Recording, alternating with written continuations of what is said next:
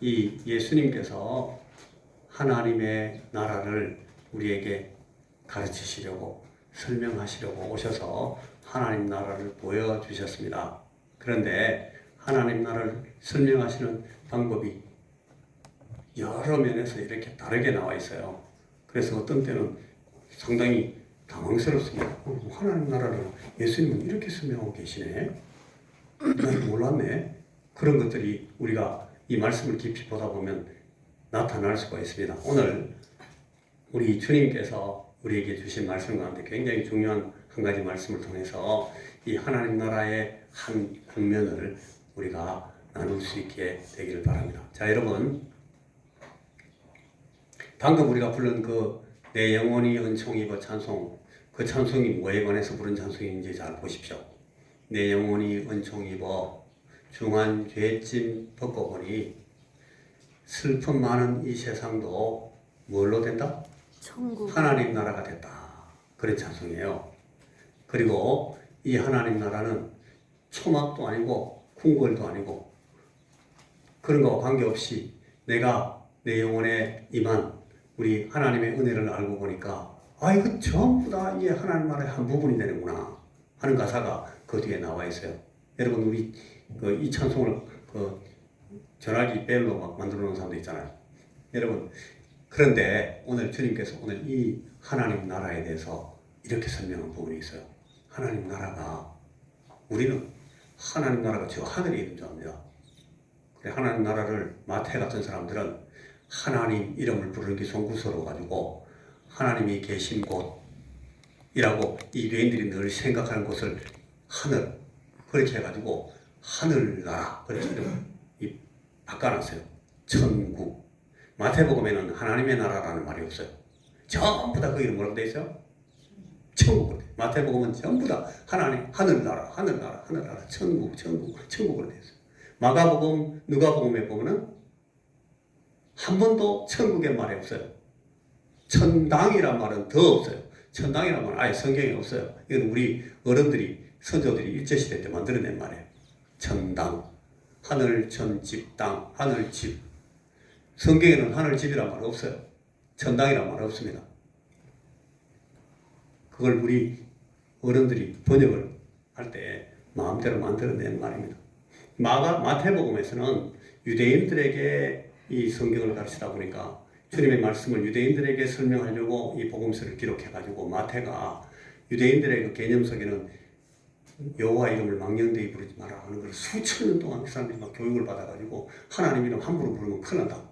그래가지고 하나님의 나라라고 말하는 것도 두려워가지고 천국 그렇게 바꿔놓은 거예요. 그런데 사실은 예수님께서 하나님의 나라를 설명하셨어요. 하나님의 나라. 따라해 보십시오. 하나님의 나라. 하나님의 나라. 예, 하나님의 나라. 마가나 누가는 복음서에서 하나님의 나라라고 썼습니다. 그거를 요한복음에서는 또 하나님의 나라도 안 써요. 뭐라고 써요? 제가 가르쳐 드렸는데, 제가 가르쳐 드렸다고 여러분들이 기억할 리가 없죠. 요한복음에서는 그걸 영생이라고 했어요. 영생이란 말이 사실은 하나님의 나라입니다. 요한은 그렇게 표현했어요. 이런 거 처음 듣는 사람도 있을 거예요. 여러분, 그러니까 예수님께서 말씀하신 그 하나님의 나라를 어떤 사람은 천국, 어떤 사람은 그걸 영생으로 이해해가지고 똑같은 것을 설명하고 있고, 심지어 우리 어른들은 그걸 천당 그래놨어요. 근데 그 천당이라는 그 말은 이 예수님께서 가르치신 하나님 나라를 포용하기에 너무 말이 작아요. 그 천당이라는 말 속에는 그 들어가지 않는 개념들이 너무 많아서, 그러게 그 말씀은 좋은 단어다, 좋지 않은 단어다. 성경을 번역하기엔 좋은 단어가 아니에요. 그럼 우리 천당이라는 말, 예수 천당, 불신 지옥, 틀린 말 아닐 수도 있는데, 그러나 여러분 그게 좋은 표현은 아니구나 하는 것을 알 수가 있어요. 예수님께서 오셔가지고 이 땅 위에 오셔서 가르친 모든 것의 총합, 가장 중요한 주님의 가르침의 내용이 뭐였는가 하면 그게 하나님 나라입니다. 예수님은 처음부터 끝까지 그거밖에 말씀 안 하셨어요. 여러분, 예수님께서 직접 설교하신 설교의 말씀을 여러분 들어보신 적이 있어요? 읽어보신 적 있습니까? 그게 있습니까? 성경에? 예수님이 책을 썼습니까? 안 썼습니까? 예수님 책 쓰신 적 있어요? 예수님은 책을 쓰신 적이 없어요. 예수님은 여러분 몇 가지 말을 쓰신 것 같아요. 예수님이 한국말 하셨을까요? 하셨을까요? 한번 생각을 해보시라는 거예요. 한국말 하셨을까요, 예수님? 이해를 하셨을까요, 한국말? 김을성 권사님, 예수님이 한국말 이해하셨을까요? 모르겠어요. 이해하셨죠. 예수님은 그걸 당연히 이해하셨죠. 근데 예수님은 한국말 한 번도 쓰실 일이 없었을 거예요. 한국 사람을 만난 적이 없으니까. 그때는 예수님이 몸을 가지고 계셔가지고 한 시간, 한 공간에 당신을 묶어 놓으셨어요. 예수님이 한때, 그때에, 한 곳, 그곳에 계셨어요. 그 당시에는. 지금은 예수님은 그때 그곳에 계시잖아요. 예수님은 지금 영혼 속에 계시고 어디나 계시는 하나님이시니까. 물론 예수님께서는 지금 몸을 갖고 계시더라도 그 몸은 시간이나 공간에 제약받는 몸이 아니시란 말이죠. 그러니까 지금은 어디서나 무엇이든지 다 아시고 다 이해하시고 다 관여하시는 그런 분으로 영혼 가운데 계시고 영원히 그렇게 계실 거예요. 우리 하나님이시니까 예수님은. 그러나 그때에는 예수님이 한국 사람 만난 적 없어요. 제가 며칠 전에 지금 막 스리랑카 사람들, 타일랜드 사람들 봤는데 여러분 그 사람들하고 예수님께서 말씀하신 적이 있을까요? 없을까요? 없어요. 어떤 사람들은 지금 막 예수님이 인도에 갔다 막 그딴 소리 하는데 저는 그렇게 생각하지 않습니다. 물론 예수님 얼마든지 가실 수 있었어요. 그렇지만 예수님이 그런 시간이 없었다니까요. 그렇게 바쁜 시간에 예수님이 그런 데 가가지고 여행이나 하고 다니셨겠어요? 그런 일이 없어요. 근데 그런 이상한 상상을 하는 사람들이 있는데 주님은 인도 사람들의 말을 몰라서 가신 것이 아니에요. 예수님 이해하실 수 있어요. 얼마든지. 예수님께서 주님의 제자들이 망언이 터지니까 뭐 자기들이 생긴 배우지도 못하는 말도 막 하고 막 그렇게 얼마든지 예수님 그렇게 하실 수 있는 분이 하나님이시니까. 그럼에도 불구하고 예수님이 뭐 한국말을 했거나 태국말을 쓰실 일이 있었거나 스리랑카에 가셨거나 그럴 리가 없다니까요. 예수님은. 그런데 예수님은 그때 적어도 몇 가지 말을 쓰셨는가 하면, 자, 여러분, 예수님이 몇 가지 말을 쓰실 것 같아요? 한번 생각해 보십시오. 이거 제가 물어볼 때는 한번 생각해 보십시오. 굉장히 도움이 되는 말이라서 제가 묻는 거예요. 제가 예배 시간에 쓸데없는 거 묻겠어요? 한번 생각해 보세요.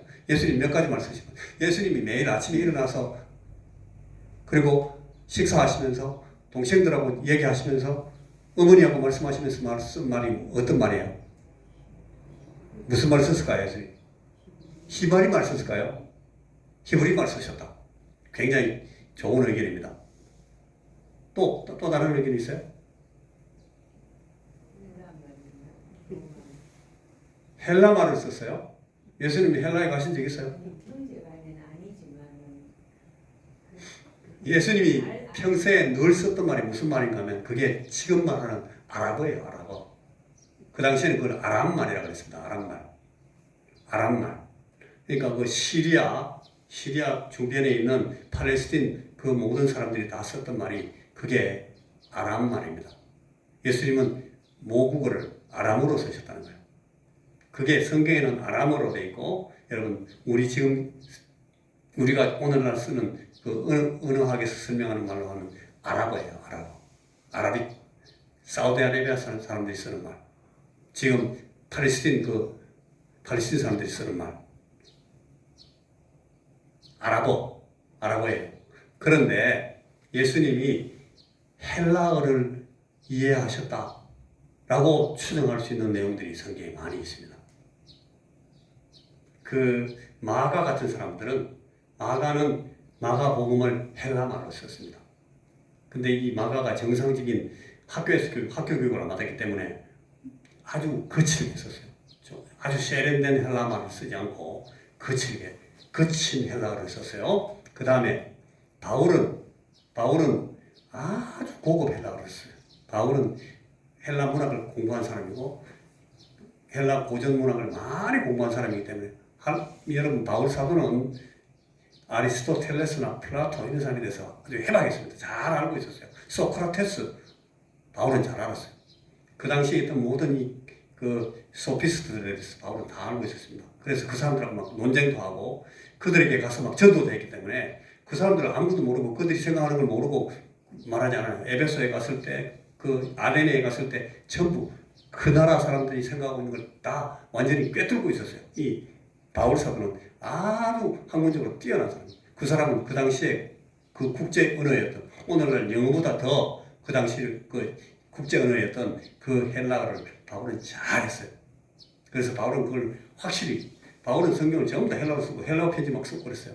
물론 아람어도 이해했지만 헬라어는 다소에서 어릴 때 태어나가지고 이 바울은 집에서 아버지하고 엄마한테 그리고 그 친구들하고 썼던 말이 바울은 아마 헬라 말이었을 가능성이 대단히 높습니다. 바울 자신이 그렇게 말하는 부분도 나오고 그리고 로마 말을 쓰고 있는 그 당시 로마 말이 헬라어예요. 로마 사람들은 무력으로 정치적으로 이 헬라를 지배했지만 문화적으로 언어적으로는 완전히 헬라어를 다 받아들였어요. 그래서 로마 사람들은 전부 다 헬라어를 자기들 로마 말로 썼습니다. 그러다 보니까 로마의 총독들이나 이 사람들하고 대화할 때 전부 다 무슨 말을 썼어요? 로마 말은 라틴 말인데 라틴을 쓰지 않았어요. 전부 다 헬라어 썼습니다. 그래 바울은 헬라어를 잘했어요. 예수님은 이 헬라 말을 아셨어요. 이해하셨어요. 그렇지만 일상적으로 쓰는 말 그러니까 예수님께서 산상공을 하시면서 그것도 사람들 모여있는 그 아줌마들, 아가씨들, 아재들, 뭐 아이들, 할아버지, 할머니 다 모아놓고 설교하실 때 예수님 무슨 말을 했다? 아람어로. 그러니까 예수님께서 거기 내가 진실로 너희에게 이르노니 이렇게 말하죠. 그죠? 그런 말들이 전부 다 무슨 말로 되어 있어요? 아람어로 다 되어 있어요. 우리가 원어 보면 그게 아람 방언으로 막 써져 있어요. 그러니까 예수님은 아람어로 말씀하신 적 거의 말씀 아람어로 제일 많이 했지만 그러나 주님께서 이 헬라어를 이해는 하셨습니다. 그런데 우리 예수님께서 오늘 이 그 모든 언어를 가지고 설명하시면서 가르치신 내용의 핵심은 뭐였는가는 예수님은 너희들이 왜 아프다? 너희들이 뭘 먹으면 건강해진다? 너희들이 건강하게 살면 뭐가 될 수 있다? 어떻게 너희 체력들을 잘 관리해라. 주님 그런 거 안 가르치고 예수님께서는 뭐에다 집중하시는가 하면 모든 예수님의 가르치심의 이 핵심 주제가 뭐였어요? 그게 뭐랬다? 그게 하나님 나라였어요. 하나님 나라. 예수님은 전부 모든 가르침의 그 핵심을 딱 한 가지에다가 초점을 맞추고 계셔요. 하나님 나라를. 일어나셔요. 여러분 주무신 분 정신 차리고 조금 주무셨으니까 이제 일어나십시오. 눈 뜨시고 저를 보세요. 힘들더라도 저를 보시면 잠이 들어옵니다. 애를 쓰셔야 됩니다. 할 수 없으면 주무시면 할 수 없는데 저는 막 주무신다고 많이 야단을 안 칠게요. 근데 깨려고 애를 쓰십시오. 여러분들이 지금 누구 앞에 있어요? 하나님 앞에 계시니까 꾸벅꾸벅 조는 거 안 좋습니다. 자, 정신 차리시고 제가 조금만 말하고 말게요. 오늘 제가 설교 준비를 많이 했는데 이걸 또 다 얘기 못하겠어요. 시간이 많이 가서. 그래서 이 예수님께서 가르치신 그 핵심이 뭐였다? 하나님 나라였다 하는 거예요. 우리 예수님께서 하나님 나라를 가르치셨는데, 자,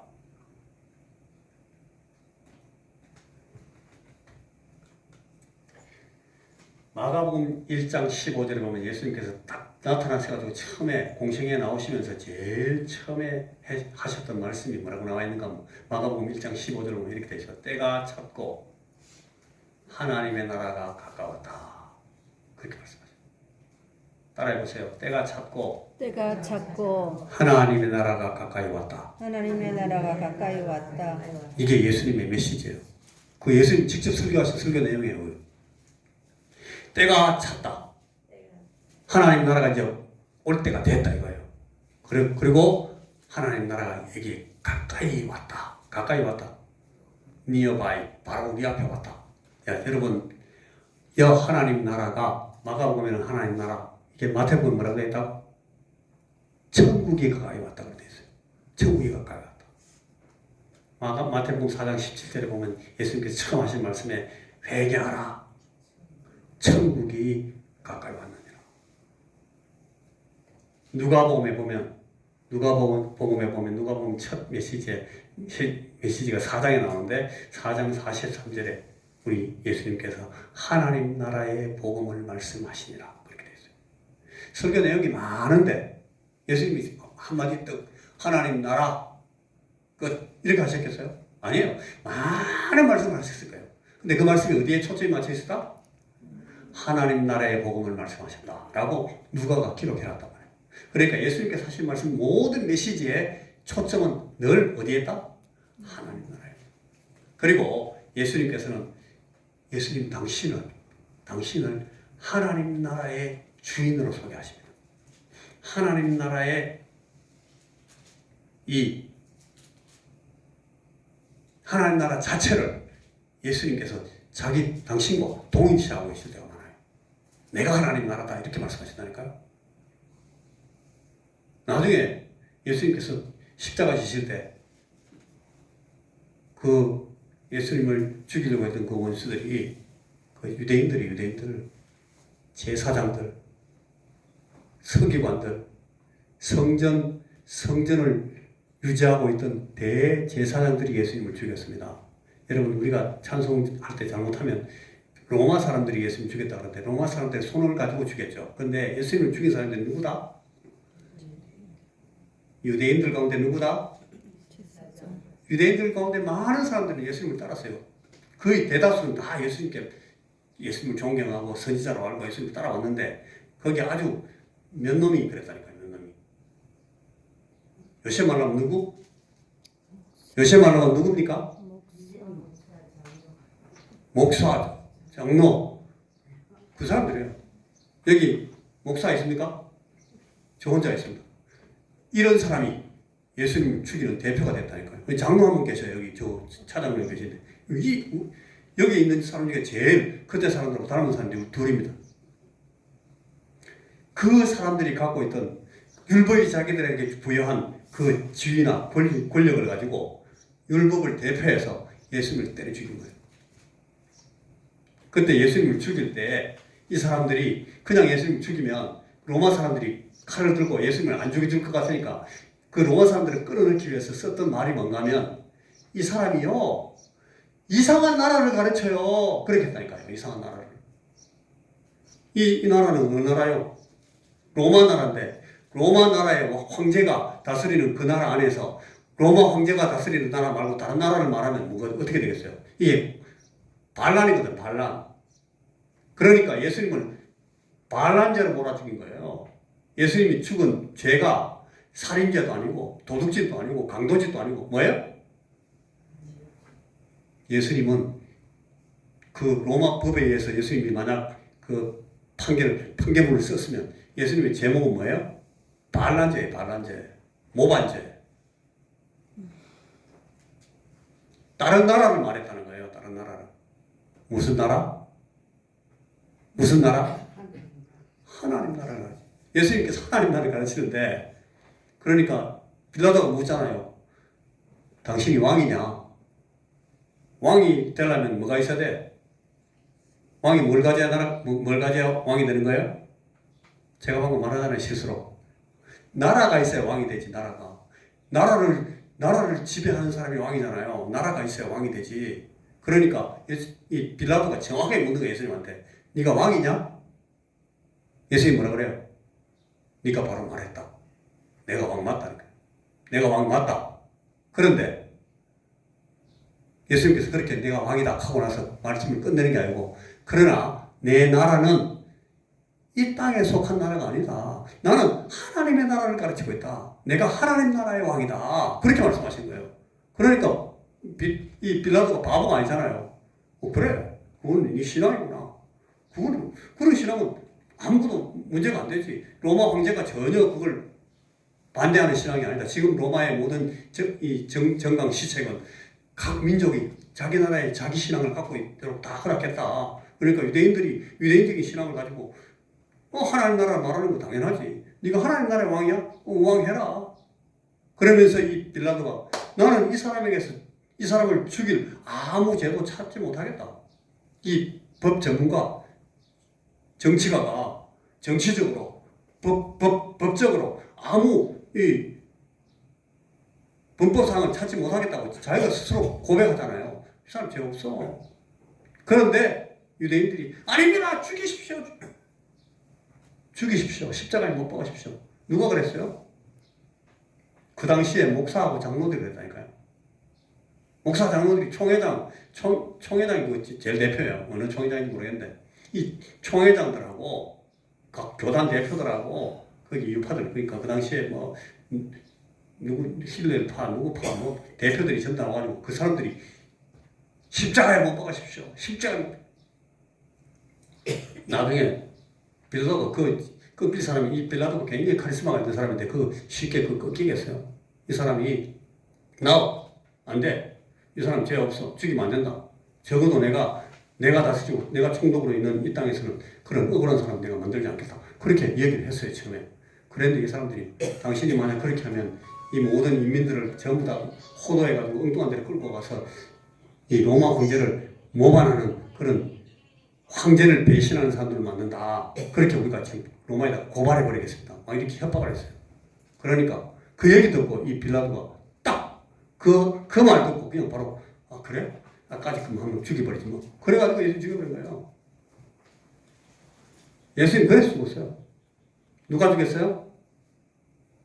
예은택 목사가 죽였어요? 맞습니다. 제가 죽였습니다. 그럼 여러분도 그 말해야 돼. 나도 죽였습니다. 여러분 다 우리가 같이 그렇게 죽인 거예요. 우리 대표들이 죽인 거니까.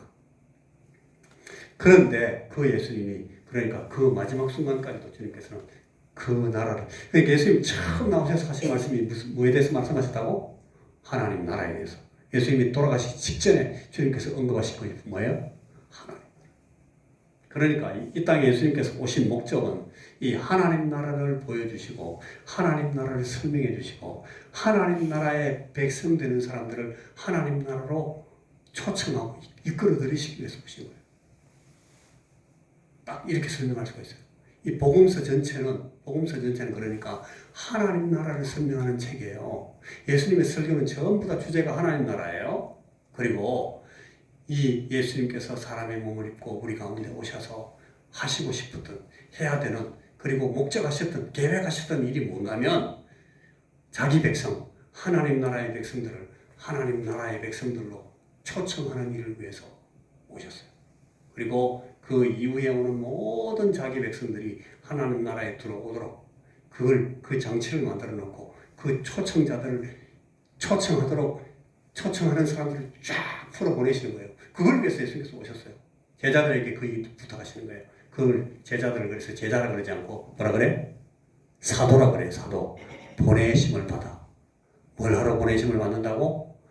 하나님의 나라의 백성들을 하나님 나라로 끌고 들어오는 일을 임무로 받아가지고 나가는 사람들. 그 사람들이 사도예요.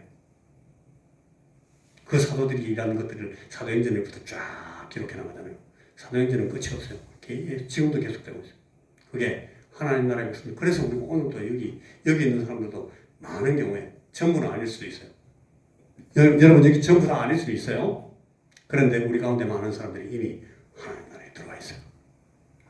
오늘 그 얘기를 지금 하고 있는 거예요. 제가 지금 긴 말씀을 못 드리겠어요. 다 뛰어넘고 여러분 예수님께서 이 하나님 나라를 가르치기 시작하시는데 오늘 제가 이제 오늘부터 하나님 나라에 대해서 이제 좀 더 집중해서 말씀을 하려고 하는데 제가 여러분 부활절 그 이전부터 이 올해 말씀들을 증거할 모든 계획들을 쭉 세우면서 여러분 예수님의 고난과 부활 그 다음에 예수님의 부활 후에 성령이 오시는 것 성령이 오셔서 교회를 세우시는 것 이런 것들을 쭉 설명하다가 지금 어디까지 왔는가 하면 이제 하나님 나라를 설명하는 때가 된 거예요. 이 하나님 나라를 설명한다 하는 것을 설명할 때 신학에서는 뭐라 그러는 거면 따라해 보십시오. 종말론이라고 그래요. 이 신학에서 영어로는 이게 헬라 말인데 에스카톨로지라고 그래요. 하나님 나라에 관해서 설명하는 모든 것들이 종말론이에요. 우리 종말은 세상 끝에 대해서 얘기하는 것보다 No. 성경의 종말론은 세상 끝을 얘기하는 게 아닙니다. 성경의 종말론은 뭘 말하는가 하면 하나님 나라를 얘기하는 거예요. 왜냐하면 이 모든 역사, 이 모든 나라들, 우리의 모든 인생, 우리 생애들의 대 끝이 어디로 간다고? 하나님 나라로 다 귀결되기 때문에 하나님 나라를 가르치고 설명하는 것을 종말론이라고 해요. 그게 신약 종말론이에요. 오늘 이제 제가 이 얘기를 이제 시작하려고 오늘 말씀을 준비했는데 불행하게도 오늘 이 스크린이 여러분 우리 안 도와줘가지고 제가 긴 얘기를 할 수 없게 됐습니다. 이 예수님께서는 오셔서 하나님 나라를 선포하십니다. 하나님 나라가 왔다. 그리고 이 예수님의 복음을 이해하고 이 복음을 다시금 그 교회들에게 가르친 제일 위대한 사도가 누군가면 바울 사도인데, 그죠? 바울 사도의 가르침을 통해서 예수님의 가르침을 새로 우리가 이해하게 돼요. 그래서 신약 성경을 예수와 바울 그렇게 해요. 저자들이, 학자들이 기록을 설명할 때 예수님 설교, 그 다음에 누구 설교? 바울 설교. 그 예수님의 설교를 하나님 나라로 쭉 했는데 그 하나님 나라를 이 바울이 이해해가지고 이 하나님 나라를 다시 설명한 거예요. 그러니까 여러분, 이 예수님은 하나님의 아들로 오셔서 우리를 대신해서 예수께서 이 십자가를 지시고 고난받으시고 이 우리에게 구원을 선포하십니다. 그래서 예수님께서 말씀하실 때는 항상 구원과 영생 이런 쪽으로 말씀을 하시는데 그 똑같은 내용을 바울은 그 말을 바꿔가지고 십자가로 설명해요. 십자가의 구원, 십자가의 생명. 똑같은 내용인데 바울의 표현과 예수님의 표현은 완전히 다릅니다. 똑같은 내용인데 잘못 이해하면 바울하고 예수님하고 다르다고 생각할 수도 있을 만큼 그게 달라요. 그런데도 이 바울은 끊임없이 예수의 가르침을 계속 받아와가지고 설명하기 때문에 결국은 같다 하는 걸 알 수가 있는데, 여러분 그 로마서 이후에 있는 모든 표현들과 설명은 예수님께서 그 복음서에서 혹은 산상보훈에서 설명한 개념하고 이 말 자체가 완전히 다릅니다. 다를 수밖에 없어요. 예수님은 아람말로 가르치시고 바울은 헬라말로, 말부터 다르고 내용이 다 달라져 있어요. 근데 우리가 이걸 어렵더라도 그걸 자꾸 배워야 되기 때문에 그걸 잘 이해한 그런 사람들한테 또 배우고 배우려니까 자꾸 졸면 안 되는데 자꾸 졸잖아요. 이게 안 들었던 얘기 들으면 어렵거든요. 예? 여러분 춤을 좀 쉽게 하면 좋겠는데 그런 말씀을 자꾸 하시는데 아무리 쉽게도 더 이상 쉽게 하면 개념 다른 걸 설명하려니까 어떻게 할 수가 없어요. 이거 좀 모르겠다. 저 목사님 뭐라는 거 다 어려워. 나는 목사님 무슨 말씀하는지 모르겠어요. 잠이나 잘납니다. 하고 고개 숙이고 있으면 그게 잠자는 거예요. 잠자는 거. 그러면 못 배워요. 여러분 예수님께서는, 그리고 이 복음서와 이 바울의 모든 선언들은 자기 백성을 이 하나님의 나라로 이끌어 가시는 유일하신 인도자가 우리 예수님이시다라고 계속 설명하고 있어요. 그걸 가르치고 있는 것이 신약 성경입니다. 그래서 예수님 말씀하실 때 하나님의 나라에 들어간다 그런 표현을 해요. 마태복음 9장 43절에서 47절 그 내용에 보면 하나님 나라에 들어간다 하는 것을 또 다른 표현을 어떻게 하면 따라해 보십시오. 생명으로 들어간다. 생명으로 들어간다. 여러분 보세요. 하나님 나라에 들어간다. 생명으로 들어간다. 말이 똑같습니까? 다르잖아요, 말이. 그런데 똑같은 뜻이에요. 그걸 배워야 된다니까요. 왜 예수님께서 하나님 나라에 들어가는 것을 생명에 들어간다라고 표현했을까 하는 걸 배워야 돼요. 그게 신약 성경에 예수님께서 하신 표현에 나와 있는 거니까. 그래서 그 나라에 들어가는 사람들은 마가복음 10장 17절에서 23절에 보면 영생을 상속받는다 그렇게 해놨어요. 하나님 나라에 들어가는 것을 영생을 상속받는다 그렇게 설명했다니까요. 왜 그걸 영생을 상속받는다고 했지? 영생을 상속받는다는 것이 하나님 나라에 들어가는 것이다 라고 신약 성경이 설명하는 것은 무슨 뜻일까? 이걸 이해를 해야 돼요. 그래야 우리가 영생을 상속받고 우리가 하나님 나라에 들어간다는 거예요. 그걸 이해할 수가 있다니까. 성경이 저런 표현이 있구나. 여러분들이 앉아가지고 계속 읽지 못하면 좀 가르치는 목사가 설명할 때 듣기라도 해야 되지. 그래야 그런 거 시행이 처음 듣습니다. 그런 건 안 하죠. 자, 영생을 상속받는 것을 그 그 나라에 들어간다라고 마가복음 10장 17절에서 설명합니다. 그걸 마태복음 7장 14절에서는 생명으로 인도하는 길로 들어간다 그렇게 설명해요. 생명으로 인도하는 길로 들어간다. 자, 이 표현들이 조금씩 다 다른데 다 한 가지를 설명하고 있는 내용입니다. 그래서 이 하나님 나라가 어디로 들어가는구나. 들어가려면 문을 열어야 되죠. 문 열고 들어가는구나. 문 열고 길로 쭉 따라가서 어디로 가는구나. 이게 전부 다 설명이 되는 건데 저게 무슨 표현인지 그게 무슨 뜻인지를 잘 이해해야 됩니다.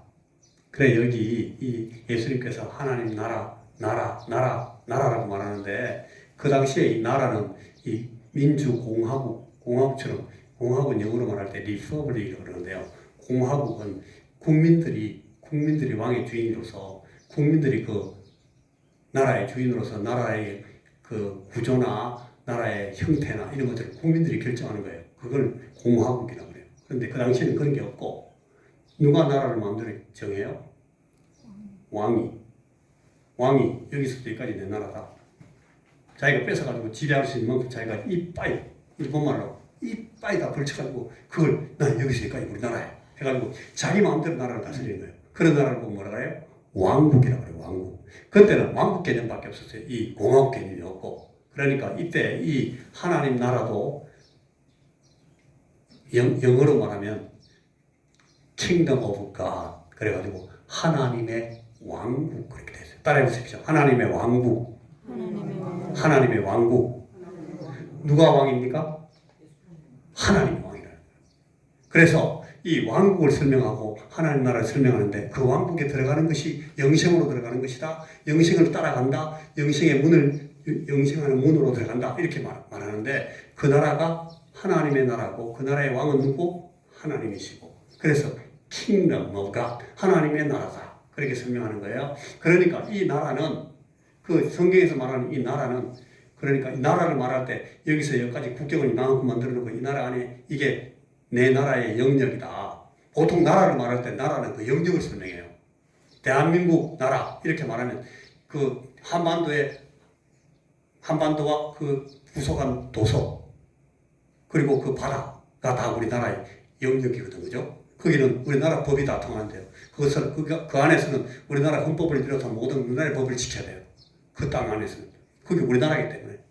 그래서 보통 나라를 설명할 때는 그 영역을 설명하는데 이 예수님께서 설명하시는 나라는 영역이기보다는 왕권을 설명해요. 왕권. 하나님의 왕권. 따라해 보십시오. 하나님의 왕권. 하나님의 왕권. 그러니까 여러분 이 성경이 설명하는 걸 우리가 잘 이해를 못하는 이유가 뭔가 하면 이런 용어들을 우리가 제대로 이해를 못해서 그래요. 우리는 하나님께서는 지금 예수님 말씀하실 때 하나님 나라를 설명하시면서 하나님 나라의 그 활동성, 하나님 나라의 왕권의 행사 이런 걸 설명하고 계시는데 우리는 들을 때 국경, 영역, 하나님이 이만큼을 자기 나라로 만들어 놓고 그 안에서 막 지배하고 계시는구나 이렇게 생각하면 우리가 자꾸 성경을 이해하지 못하게 되는 거예요.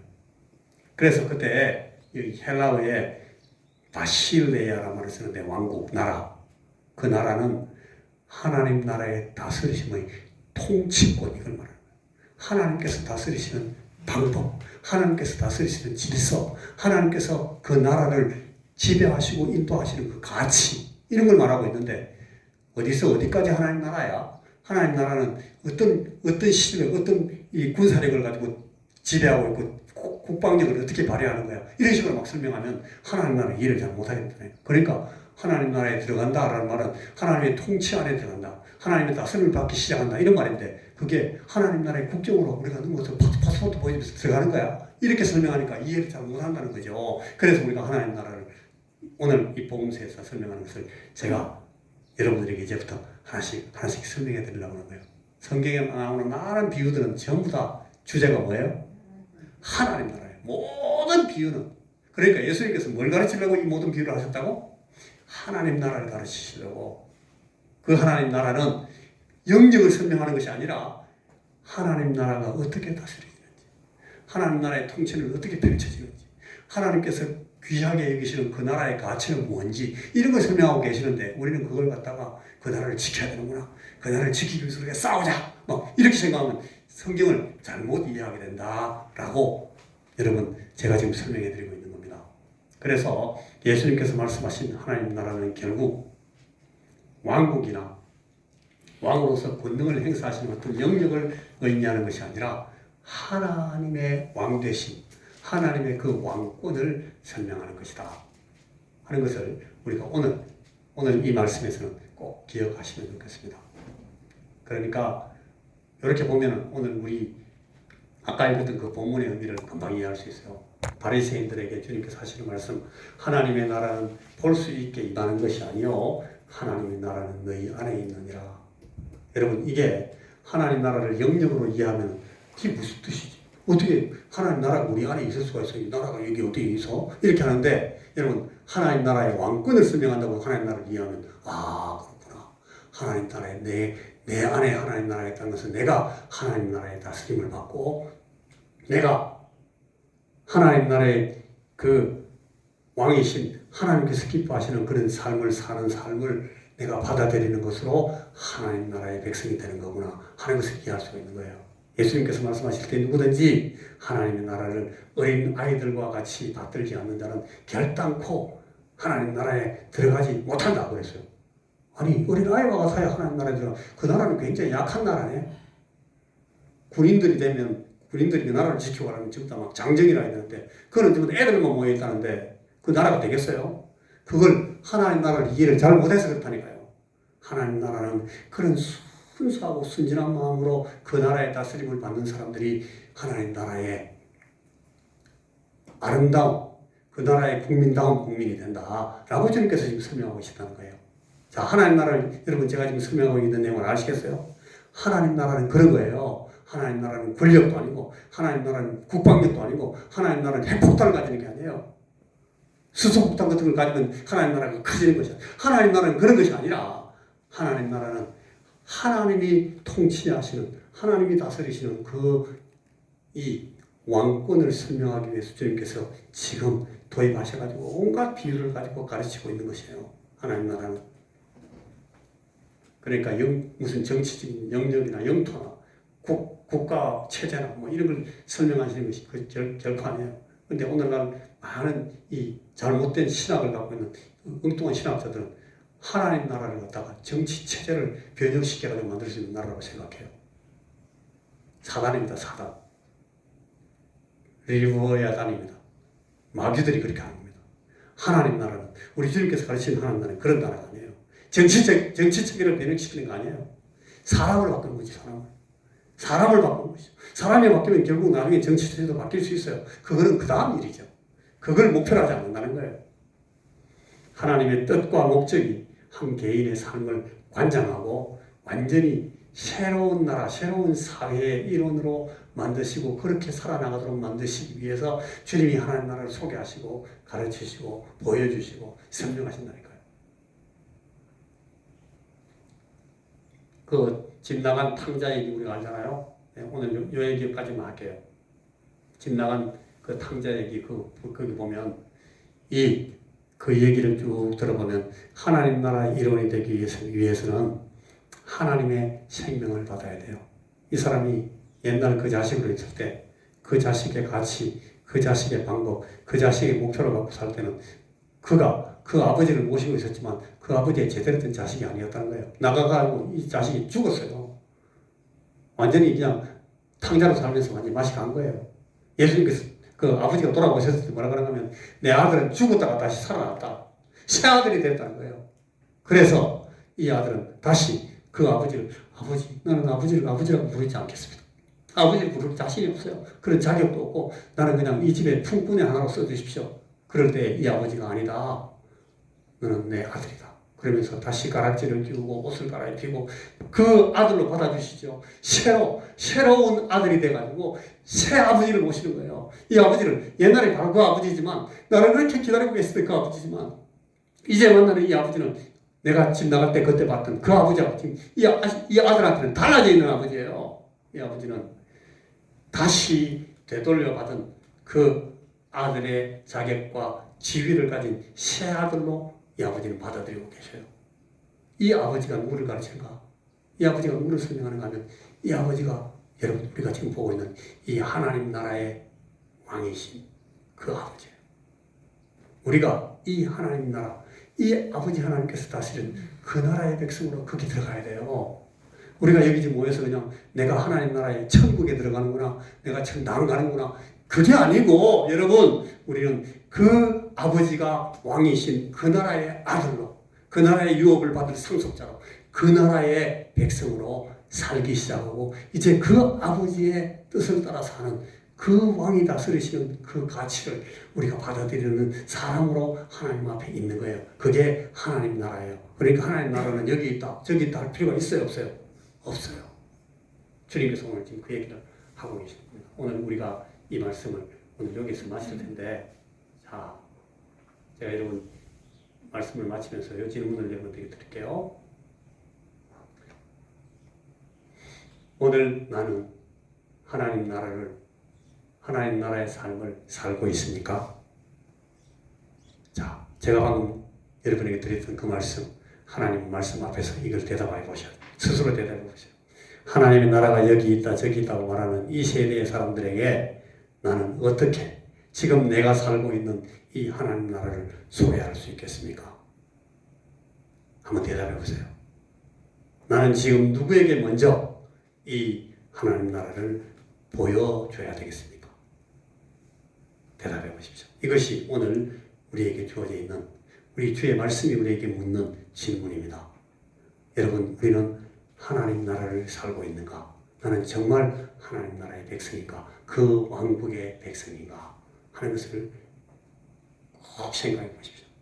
그리고 내가 내 삶의 어떤 부분을 이 사실을 증명하는 증거로 내놓을 수 있을지를 한번 챙겨 보시기 바랍니다. 기도하겠습니다. 하나님, 우리가 이 하나님 나라를